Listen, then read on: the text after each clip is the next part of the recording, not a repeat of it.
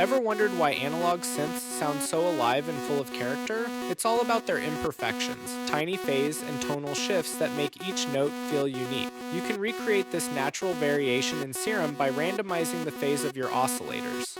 Start in the global tab and locate the Chaos 1 or Chaos 2 knobs.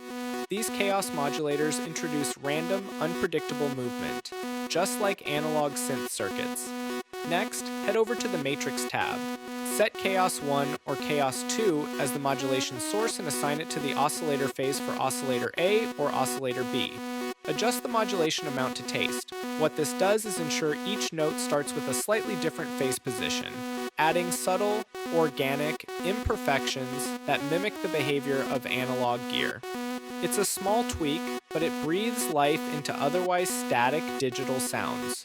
Whether you're crafting vintage pads, rich bass lines, or expressive leads, phase randomization is a game changer for achieving that warm analog feel.